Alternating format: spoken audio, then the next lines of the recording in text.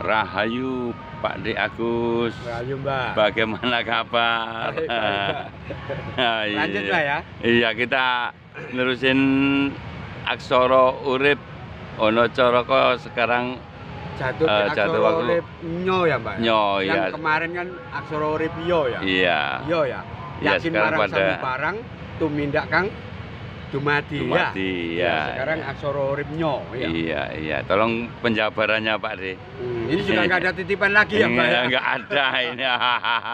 Penomongan gini Semuanya Pak D. ini lagi apa konsentrasi untuk mendalami Pak D. Bolo-bolo itu ceritanya begitu kemarin setelah saya tanya itu.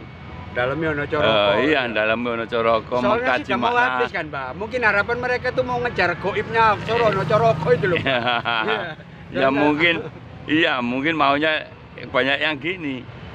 Ayo nang diselai supaya goibnya itu bisa di supaya sampai aksara ngo. Saya ingin tahu ajaran goibnya dari Honocoroko. Ada yang ngomong gitu kemarin itu. Mereka bernafsu sekali. Iya. Iya, Oke iya, Mbak, iya. kita lanjut ya. Oke, Aksara Pak uripnya ya Mbak ya. Iya. Salam rahayu, salam kenyataan dan salam kasunyatan. Rahayu. Oke, tadi ya Mbak ya. Iya. Aksara uripnya ya Mbak ya. Iya. Aksara uripnya itu maksudnya nyoto tanpa moto, ngerti tanpa urui. Itu kalau di Indonesia kan gimana Pak?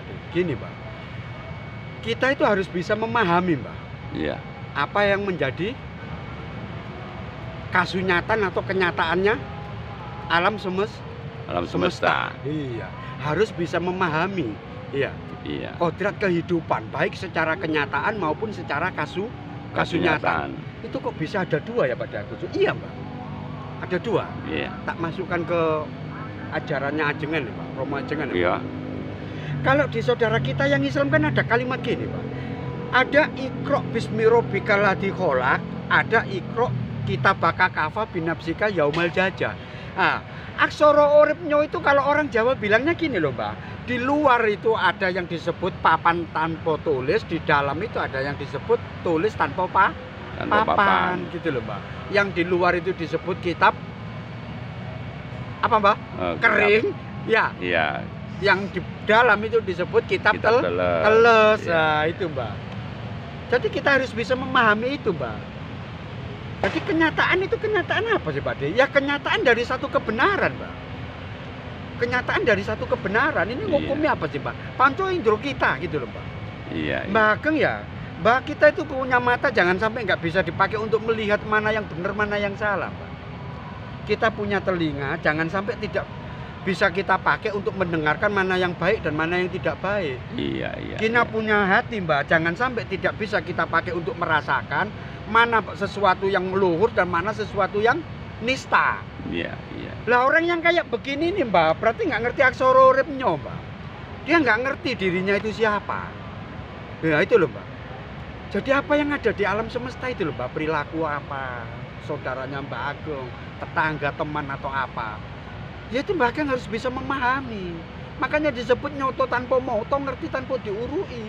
Harus bisa memahami semua kodrat alam Mbak, baik kenyataan maupun kasunyatan. Iya. Tahu Mbak ya alam kenyataan itu kayak gimana? Iya.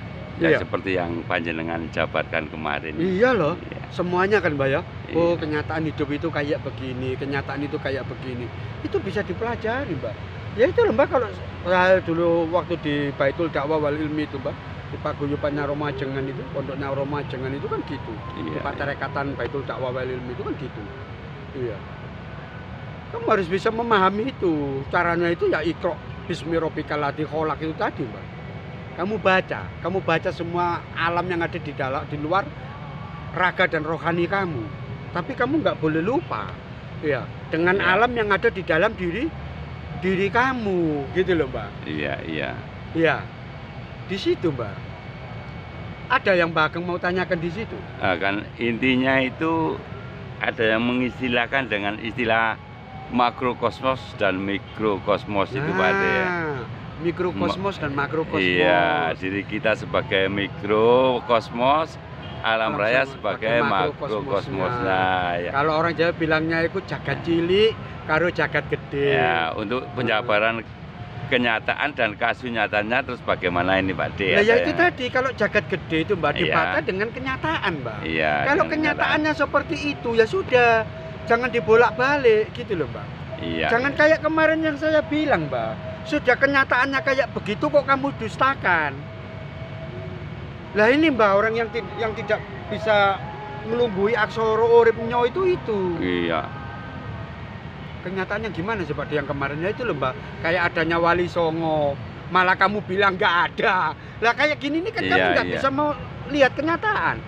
Persis toh Mbak seperti yang saya omongan barusan. Berarti kamu punya mata ini nggak bisa kamu pakai untuk melihat, punya telinga nggak bisa kamu pakai untuk mendengar, dan punya hati nggak bisa kamu pakai untuk merasakan. Iya. Ini kok kayak orang yang diajab dengan kalimat ini ya Mbak. Sumum yum fahum layar jiun ya Mbak ya. Iya, matanya buta, telinganya budak, hatinya terkunci. Iya. Iya, betul. Ini Mbak, jangan melawan kenyataan kalau memang Bakeng tahu kenyataannya seperti itu. Iya. Kalau kita bukan Bakeng aja ya, kita semua ya, termasuk mas-mas atau mbak-mbak netizen ya. Kalau jenengan semua itu selalu mengelak atau menyangkal suatu kenyataan yang adanya seperti itu, ya wis berarti jenengan nggak ngerti aksara uripnya itu letaknya di mana Mbak. Iya toh? Iya. Sama dengan itu tadi. Kalau masuk ke dalam, ya Mbak, aksara uripnya itu tadi Mbak, di alam kasunyatan. Iya. Iya, betul. Alam kasunyatan itu kan nggak kayak alam kenyataan ya Mbak ya. Iya. Kalau alam kenyataan itu Mbak ya, orang punya uang banyak pasti seneng Mbak. Iya. Punya mobil, punya rumah, punya hotel pasti seneng. Tapi bagi orang-orang yang mendalami alam kasunyatan Mbak, belum tentu Mbak. Belum tentu materi sebagai pertimbangan untuk membahagiakan atau tidak ini ya. Itu Mbak. Iya. Itu loh Mbak alam kasunyatan Mbak. Karena ini urusannya bukan dengan material. Ini sudah immaterial Mbak. Iya. Sesuatu yang sudah tidak ada hubungannya dengan fisik-fisikan. Gitu loh Mbak. Iya. Kok bisa ya orang kayak begini punya ilmu yang kayak begitu? Loh, kalau memang alam yang mau gimana Mbak? Hah? Sudah kehendak alam. Loh iya, itu kan kasunyatan Mbak. Iya. Wong kasunyatannya gitu kok mau kamu gimana? Ini kasunyatan itu maksudnya apa sih Mbak? Bayan reality. Itu loh Mbak, di luar nalar kamu itu loh yang disebut dengan kasunyatan. Iya. Kalau kenyataan itu letaknya di Begawan Cipta Wening, akal pikiran kamu masih bisa ngerangkeng, masih bisa megang, masih bisa menelaah, menghipotesa, masih bisa mengobservasi, masih bisa melakukan satu penggalian atau pengkajian, bahkan eksperimen. Itu kalau di alam kenyataan, iya tuh Mbak. Iya. Tapi kalau di alam kasunyatan nggak bisa Mbak. Alam kasunyatan itu bayan reality, itu di atas akal pikiran kamu.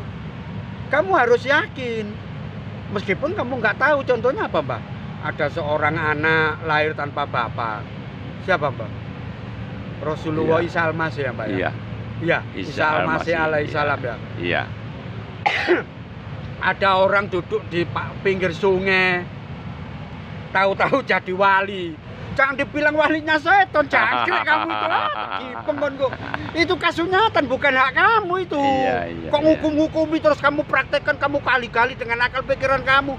Harusnya jadi wali kan kayak gini, kayak gitu. Itulah teorimu, itu teori kenyataan gitu loh. Kalau kasunyatan nggak bisa begitu, itu kehendak gitu loh Mbak. Iya toh? Kehendaknya. Loh iya tuh Mbak. Mau tak kasih cerita, mau berapa Mbak? Mau 200 lah. Ada contohnya seorang pelacur yang dosanya sudah kayak begitu. Iya Mbak, hanya memberi minum seekor anjing pakai sepatunya. Sering ya Mbak dengar cerita itu? Sering. Bisa masuk surga. Itu jangan diakal. Lah wong aku yang tiap hari sholat malam, yang puasa nggak pernah putus, naik haji 2 kali, umroh sampai 7 kali. Itulah mulutmu ngomong kayak gitu. Lewat kenyataan. Iya, itu kasunyatan bro. Ya apa? Kasunyatan jangan dipikir dengan cara yang kayak begitu. Iya, betul. Ya beda gitu loh Mbak. Beda sekali. Loh iya tuh Mbak. Iya. Ada juga yang ngomong, masa ada pasukan jumlahnya 10.000 bisa menang dengan pasukan yang jumlahnya 30.000. pasukannya Rasulullah loh Mbak. Iya, gitu iya. ya Mbak ceritanya Mbak. Iya, Tapi betul. kalau memang kasus nyatanya begitu, kamu ngomong apa? Iya Mbak. Iya. Ada juga yang namanya katanya ada yang bilang nabi yang apa Mbak?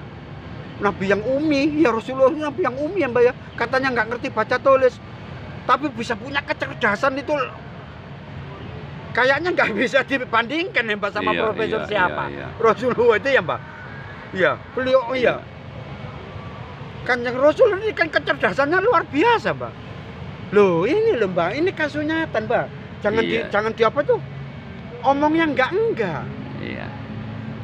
Ada orang satu malam bisa dari Mekah sampai ke Masjidil Aqsa, sampai naik ke langit ke-7, balik lagi dalam waktu satu malam.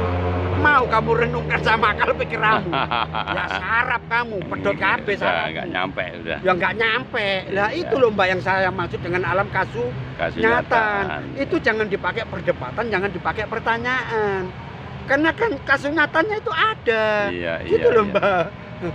Iya, bukan Iya. cerita bohong itu, gitu Iya, loh Mbak. betul. Dan itu tertulis dalam kitab agung. Iya. Iya, iya. Kok kamu rekayasa ini kayak gini? Wah, mana mungkin ini kayak gini lah. Itu akalmu. Gitu loh Mbak. Ya contohnya tadi loh Mbak. Masa ada orang duduk di pinggir di pinggir kali sampai berlomo tahu-tahu jadi wali lah. Ya bener lah kalau itu menurut kenyataan dari akal pikiran kamu ya Mbak. Iya, iya. Kalau menurut alam kasunyatan nggak ada aturan Mbak. Kalau memang alam maunya begitu, kamu mau apa? Iya Mbak. Iya, betul, Iya. betul. Gimana? Sangat jelas sekali antara Bedakan ya penjabaran Mbak ya, bedakan ya. antara kenyataan dan kasunyatan. Iya Mbak. Makanya itu juga untuk saudara kita yang lain Mbak. Iya, iya. Jangan takut Mbak ya Mas ya. Meskipun jenengan itu meskipun dilahirkan ya, kenyataannya jenengan dilahirkan jadi anaknya orang miskin. Secara kasunyatan mungkin jenengan besok bisa loh memimpin Indonesia. Contohnya Betul ya sekali. Bapak kita yang tercinta ya Mbak ya.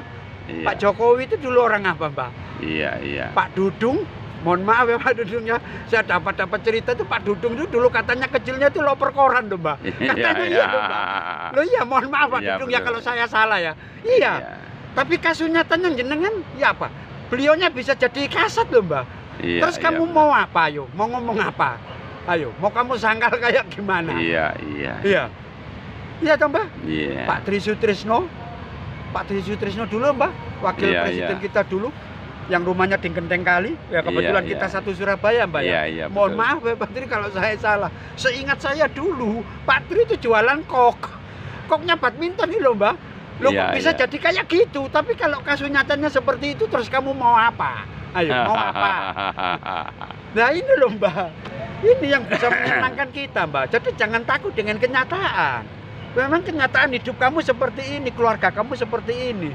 Tapi masih ada kasunyatan loh, Mbak. kasunyatan. Iya. Belum tentu loh 5 tahun, 10 tahun, dan 15 tahun lagi kamu akan jadi seperti apa. Iya, Nah itu kan iya. tergantung dari apa Mbak? Iya. Tawakalmu toh Mbak ya. Iya, Kesungguhan kamu dalam ini tadi toh Mbak. Iya, iya. Iya. Dalam apa itu namanya Pak? Dalam tawakal tuh ilowo itu tadi ya Mbak ya. Menekuni apa yang kamu upayakan Iya. dengan doa-doa baikmu kepada Gusti Dat Kang Maha Suci. Iya, iya. Betul ya Mbak ya? Betul sekali. Ya. Itu. Cukup Iya. ya Mbak ya? Ya, cukup. Cukup ya Mbak? Iya. Terima kasih, sangat jelas sekali Pak De. Sangat jelas sekali. Rahayu, rahayu Pak De. Rahayu, Mbak, rahayu, Mbak. Rahayu.